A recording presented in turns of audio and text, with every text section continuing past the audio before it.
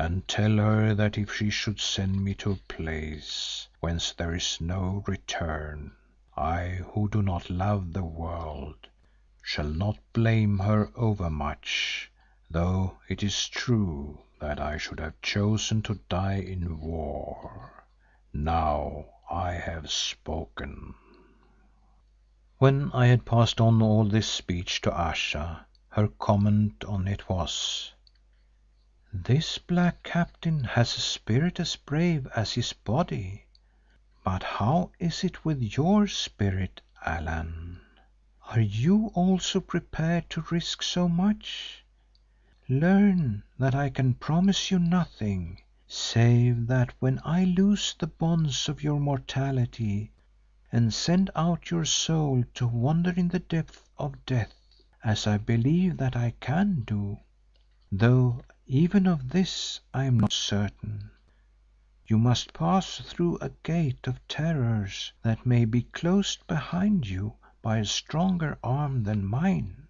Moreover, what you will find beyond it I do not know, since be sure of this, each of us has his own heaven or his own hell, or both, that soon or late he is doomed to travel.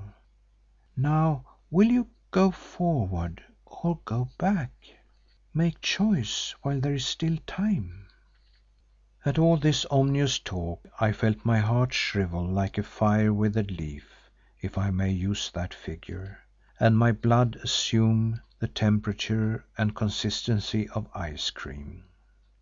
Earnestly did I curse myself for having allowed my curiosity about matters which we are not meant to understand to bring me to the edge of such a choice. Swiftly I determined to temporize, which I did by asking Ayesha whether she would accompany me upon this eerie expedition.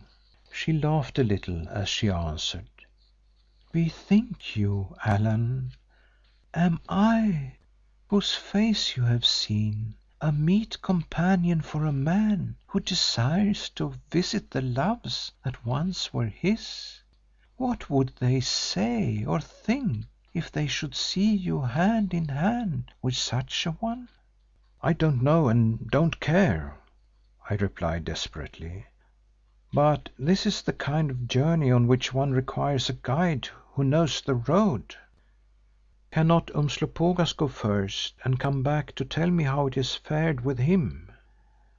"If the brave and instructed White Lord, panoplied in the world's last faith, is not ashamed to throw the savage in his ignorance out like a feather to test the winds of hell and watch the while to learn whether these blow him back unscorched or waft him into fires whence there is no return.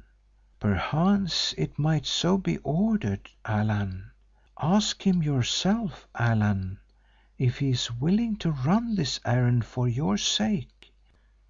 Or perhaps the little yellow man," and she paused. At this point Hans, who having a smattering of Arabic understood something of our talk, could contain himself no longer. "No, Baas," he broke in from his corner by the curtain, "not me. I don't care for hunting spooks, Baas, which leave no spoor that you can follow and are always behind when you think they are in front. Also there are too many of them waiting for me down there, and how can I stand up to them until I am a spook myself and know their ways of fighting? Also, if you should die when your spirit is away, I want to be left that I may bury you nicely." "Be silent," I said in my sternest manner. Then, unable to bear more of Ayesha's mockery, for I felt that as usual she was mocking me, I added with all the dignity that I could command, "I am ready to make this journey through the Gate of Death, Ayesha, if indeed you can show me the road. For one purpose and no other I came to Kôr, namely to learn, if so I might, whether those who have died upon the world live on elsewhere. Now, What must I do? End of chapter 20 of She and Allan by H. Rider Haggard. Read by Lars Rolander.